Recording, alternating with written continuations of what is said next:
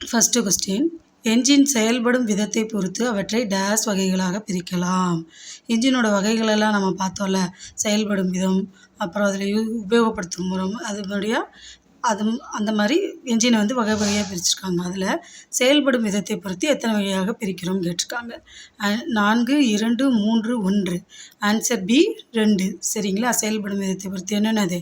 2 stroke engine, 4 stroke engine. சரிங்களா? இதுதான் இந்த 2 தான். அடுத்த கொஸ்டின் பார்த்தீங்கன்னா, 2 ஸ்ட்ரோக் என்ஜினில் கம்ப்ரஷன் பவர் 2 ஸ்ட்ரோக் என்ஜினில் சக்சன், கம்ப்ரஷன், பவர், எக்ஸாட் ஆகிய 4 செய்கைகளும், அதாவது என்ஜினில் வந்து இந்த 4 செய்கைகளும் நடக்குது. அந்த 2 ஸ்ட்ரோக் என்ஜினில் இந்த 4 செய்கைகளும் டேஸ் முடிந்து விடுகிறது. எத்தனை ஸ்ட்ரோக்கில் முடிஞ்சிருதுன்னு கேட்டிருக்காங்க. 2 ஸ்ட்ரோக் என்ஜினில் எத்தனை தடவையில முடிஞ்சிடும்? ஆப்ஷன் ஏ 2 தடவையிலே என்ன செஞ்சிடும்? முடிஞ்சிடும். ஸோ இதுக்கு ஆன்சர் 2. அப்புறம் 2 ஸ்ட்ரோக் என்ஜினில் டேஸ் பிஸ்டனின் இயக்கத்தால் திறக்கப்பட்டு எரிபொருளும் காற்றும் கலந்த கலவை கிராங்க் கேஸினுள் இழுக்கப்படுகிறது அப்படின்னு கேட்டிருக்கு. எந்த இது பிஸ்டனின் இயக்கத்தால் திறக்கப்படுது அப்படின்னு, எந்த என்ஜினில், 2 ஸ்ட்ரோக் என்ஜினில் எது வந்து பிஸ்டனின் இயக்கத்தால் திறக்கப்படுது அப்படின்னு கேட்டிருக்கு. Inlet port, exhaust port, transfer port எதுவும் இல்லை அப்படின்னா இதுக்கு ஆன்சர் ஏ இன்லெண்ட் போர்ட். சரிங்களா? இன்லைன் போர்டு ஃபஸ்ட்டு வந்து இன்லைன் போர்டு தான் இருக்கும். அது திறக்கிறதுனால தான் பிஸ்டன் இயக்கத்தால் அது திறக்கப்படுது. சரிங்களா? அடுத்து 2 ஸ்ட்ரோக் என்ஜினில் எக்ஸ்டார்ட் போர்ட் பிஸ்டனின் இயக்கத்தால் திறக்கப்பட்டு டேஸ் வெளியேறுகிறது. எக்ஸ்டார்ட் போர்ட் வழியாக நம்ம என்ன வெளியேறுன்னு ஏற்கனவே தேர்ட் கிளாஸ் பார்த்தோங்களே, கழிவு. அதை தான் இதில் என்ன சொல்லியிருக்காங்க? காற்று, எரிபொருள், புகை, வெப்பம். எது? புகை தான் வந்து வெளியேறுது எக்ஸ்டார்ட் போர்ட் வழியாக. சரிங்களா? அடுத்து 4 ஸ்ட்ரோக் என்ஜினில் சக்சன், கம்ப்ரஷன், பவர், எக்ஸ்டார்ட் ஆகிய 4 செய்கைகளும் டேஸ் முடிந்து விடுகிறது. 2 ஸ்ட்ரோக் என்ஜினில் இந்த 4மே எத்தனை இதில் முடிஞ்சிடும்? 2 ஸ்ட்ரோக்கில் முடிஞ்சிடும். அப்போ 4 ஸ்ட்ரோக் என்ஜினில் எத்தனை தடவையில் முடியும்? 4. சரிங்களா? Answer is 4. ஆன்சர் விட பி 4. சரிங்களா? என்னென்னு சொல்கிறேன். இப்போ அதாவது பிஸ்டன் வந்து மேலே ஒரு தடவை ஏறுது, கீழே இறங்குது, திருப்பி மேலே ஏறுது, கீழே இறங்குது. இந்த 4 செய்கைகள், இதை தான் வந்து 4 செய்கைகள்னு சொல்கிறாங்க. சரிங்களா?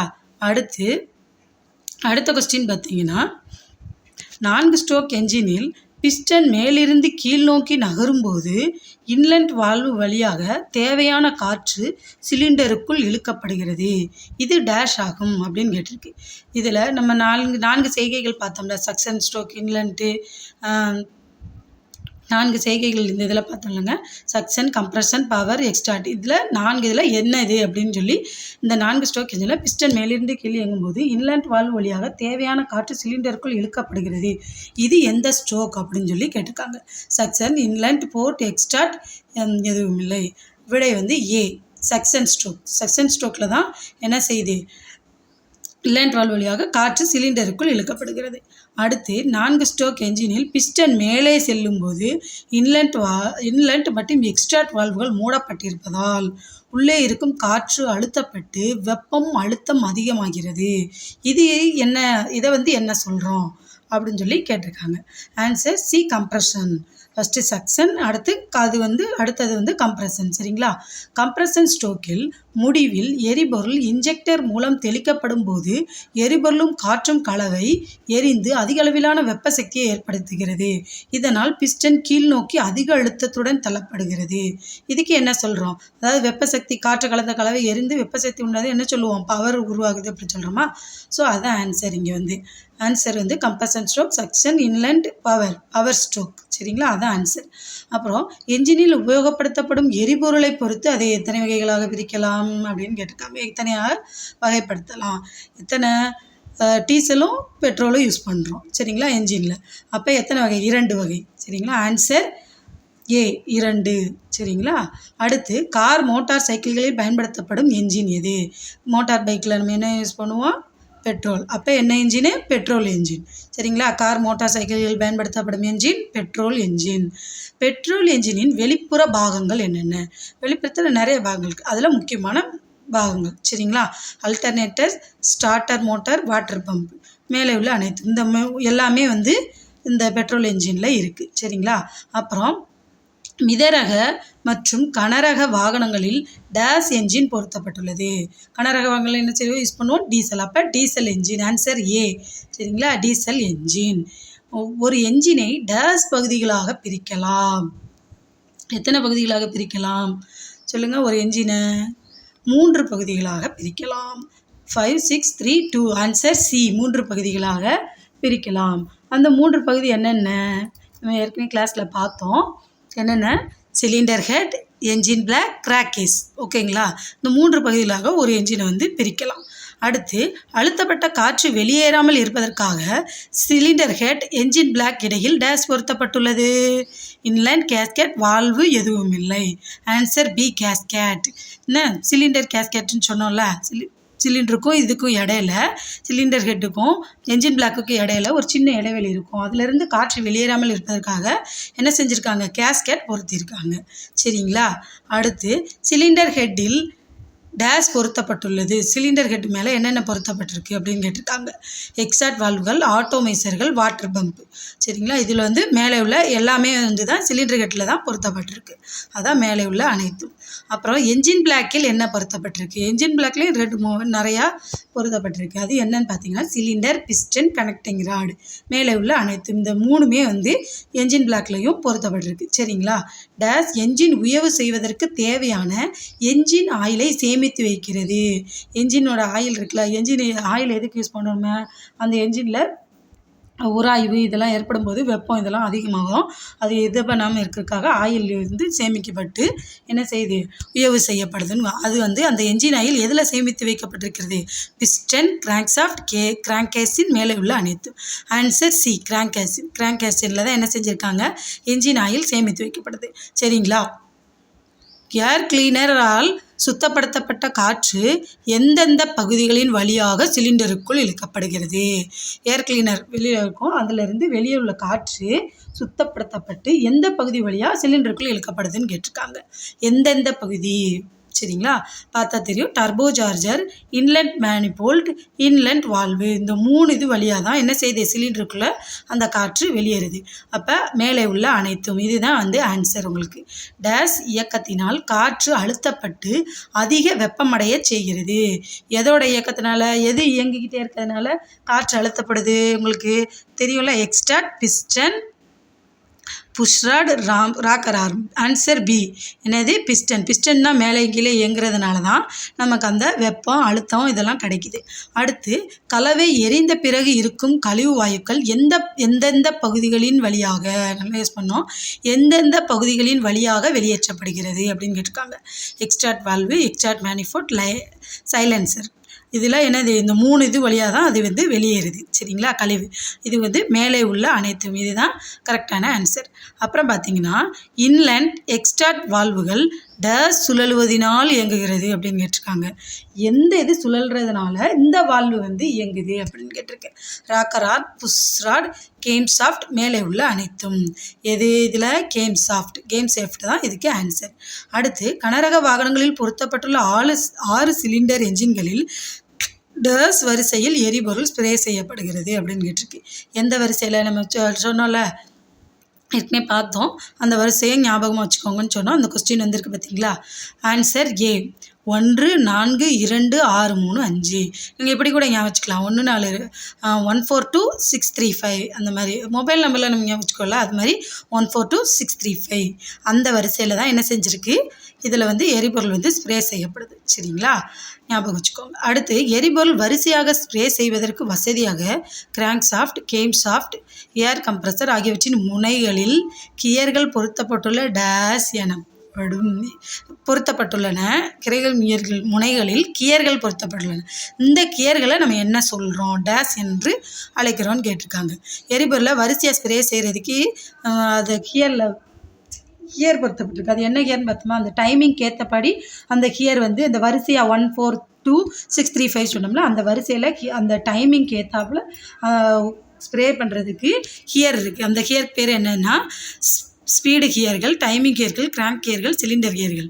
என்ன டைமிங் கியர் அதான் வந்து கரெக்டான ஆன்சர். அந்த டைமிங்க்கு ஏற்றாப்புல இது பண்ணோம். அடுத்து கிராங்க் ஷாஃப்ட் அதிர்வில்லாமல் சுழல்வதற்காக அதன் முன்புறம் டேஷ் பொருத்தப்பட்டுள்ளது. நல்லா நீங்கள் கொஸ்டினை பார்க்கும்போது கவனிக்கணும். முன்புறம், பின்புறம், வலதுபுறம் அந்த மாதிரியெல்லாம் இருக்கும். முன்புறம் ஒன்று பொருத்தப்பட்டிருக்கும், பின்புறம் ஒன்று அதை வந்து கவனமாக கவனித்து எழுதுங்க. சரிங்களா? கிராங்க் ஷாஃப்ட் அதிர்வில்லாமல் சுழல்வதற்காக அதன் முன்புறம் டேஷ் பொருத்தப்பட்டுள்ளது அப்படின்னு கேட்டிருக்கு. ஆன்சர் பார்த்தீங்கன்னா ஃப்ளைவீல், டேம்பர் புள்ளி, cylinder, piston. Answer B, damper புள்ளி. சரிங்களா? டேம்பர் புள்ளி தான் பொருத்தப்பட்டிருக்கு முன்புறம். பிஸ்டன் ரிங்ஸ் எதற்காக பொருத்தப்பட்டிருக்கு? எதுக்கு? நம்ம தியரியிலே பார்த்தோம். அந்த காற்று, எரிபொருள், அந்த கலந்த கலவை, அப்புறம் அந்த எண்ணெய் இதெல்லாம் வந்து வெளியேறாமல் இருப்பதற்காகத்தான் என்ன செஞ்சுருக்கு? பிஸ்டன் ரிங்ஸ் வந்து பொருத்தப்பட்டிருக்கு. இப்போ இதில் பார்த்தீங்கன்னா உயவு எண்ணெய் வெளியேறாமல் இருப்பதற்காக, காற்றும் எரிபொருளும் கலந்த கலவை வெளியேறாமல் இருப்பதற்காக. மூணாவது பார்த்தீங்கன்னா பி மட்டும். அடுத்து டியில் வந்து ஏபி இரண்டும். சரிங்களா? ஏபி இரண்டும் தான் கரெக்டான ஆன்சர். டி தான் கரெக்டான ஆன்சர். உயவு எண்ணெயும் வெளியேறக்கூடாது, அந்த கலந்த கலவையும் வெளியேறாமல் இருப்பதற்காக தான் பிஸ்டன் ரிங்ஸ் பொருத்தப்பட்டிருக்கு. சரிங்களா? அப்போ ஆன்சர் என்னது?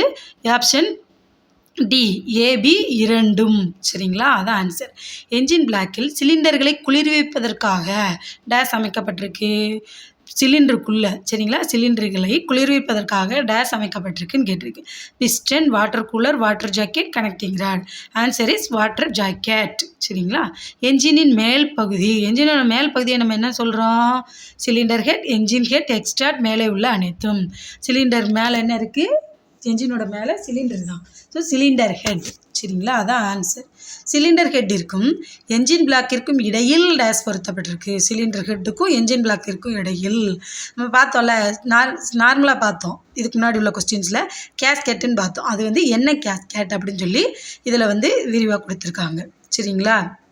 என்ன கேஸ்கெட்? சிலிண்டர் ஹெட்டுக்கும் என்ஜின் பிளாக்குக்கும் இடையில் சிலிண்டர் ஹெட் கேஸ்கெட். சரிங்களா? அதில் ஆன்சர் கேஸ்கெட் பண்ணிடலாம். இதில் சிலிண்டர் ஹெட் கேஸ்கெட். ஓகேங்களா? அதுதான் ஆன்சர். அப்புறம் 6 சிலிண்டர்கள் உள்ள என்ஜின்களில் டேஷ் இன்லெண்ட் வால்வு பொருத்தப்பட்டுள்ளது. நம்ம ஒவ்வொரு சிலிண்டருக்கும் எத்தனை இன்லெண்ட் வால்வுன்னு சொன்னோம்? ஒரே ஒன்று. அப்போ 6 சிலிண்டர்னால் 6 தான் இருக்கும். Answer is B, 6. எரிபொருள் எரிந்த பிறகு மீதமுள்ள கழிவு வாயுக்கள் டேஷ் வழியாக வெளியேற்றப்படுகிறது. நமக்கு தெரிஞ்சதான் எக்ஸ்ட்ராக்ட் வால்வு. சரிங்களா? எந்தெந்த பகுதி அப்படின்னு கேட்டால் 3 பகுதியும் சொல்லணும். Extract valve, extract manifold, silencer. இதில் எந்த கழிவு வாயுக்கள் எது வழியாக வெளியேற்றப்படுது அப்படின்னு கேட்டிருக்காங்க? எக்ஸ்ட்ராக்ட் வால்வு மூலமாக. சரிங்களா? அதை ஞாபகம் வச்சுக்கோங்க. ரெண்டுக்கும் டிஃப்ரென்ஸு. அப்புறம் 6 சிலிண்டர்கள் உள்ள என்ஜின்களில் டேஷ் எக்ஸ்ட்ராக்ட் வால்வுகள் இருக்கும். ஒரு சிலிண்டருக்கு ஒரு எக்ஸ்ட்ராக்ட். அப்போ 6 சிலிண்டருக்கு எத்தனை இருக்கும்? 6. அது சி, ஆன்சர் சி. அடுத்து சிலிண்டருக்குள் எரிவதற்கு தேவையான காற்று உள்ளே செல்வதற்கும் எரிபொருள் எரிந்த பிறகு மீதி இருக்கும் கழிவுவாய்க்கால் வெளியேறுவதற்கும் டேஷ் பயன்படுகிறது. என்னென்ன பயன்படுது? Inland, extract, manifold. ஆன்சர் அடுத்து பார்த்தீங்கன்னா பி இரண்டும். அடுத்து ஏபி இரண்டும். ஏபி மட்டும் அப்படின்னு சொல்லி போட்டிருக்காங்க. ஏ, பி மட்டும், ஏபி இரண்டும். அது மாற்றிருக்கு. என்ன? இதில் வந்து ஆன்சர் டி, ஏபி இரண்டும். சரிங்களா? இதில் வந்து இந்த மட்டுன்றது மேலே போகணும், ஏபி இரண்டுன்றது கீழே வரும். சரிங்களா? மாற்றி சாரி இதில் ஆன்சர் டி, ஏபி இரண்டும். சரிங்களா? அடுத்து டர்போ சார்ஜர் டேஷ் மேல் பொருத்தப்பட்டிருக்கு. எது மேலே turbocharger? Piston, cylinder, inlet, extract, manifold. Answer extract manifold. அப்புறம் வெளிக்காற்றை உறிஞ்சி ஏர் கூலர் மூலம் காற்றை குளிர வைப்பது எது அப்படின்னு கேட்டிருக்கு. ஆன்சர் ஏர் cleaner, turbo charger, rocker arm, மேலே உள்ள அனைத்தும். அந்த எக்ஸ்ட்ராக்ட் மேனிஃபோல்ட் மேலே பொருத்தப்பட்டிருக்குல டர்போ சார்ஜர், அதுதான் வந்து என்ன செய்யும்? வெளியே உள்ள காற்றை உறிஞ்சி அதுக்கப்புறம் வடிகட்டி ஏர் கூலர் குளிர வச்சு அதுக்கப்புறம் சிலிண்டருக்குள்ளே இது பண்ணுவோம். அதுக்கு என்னது யூஸ் ஆகுதுன்னு கேட்டிருக்கு? Turbo charger. சரிங்களா?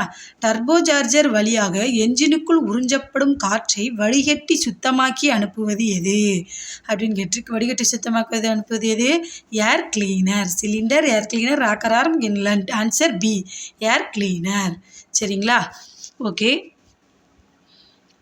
அடுத்த வீடியோவில் பார்க்கலாம். தேங்க்யூ.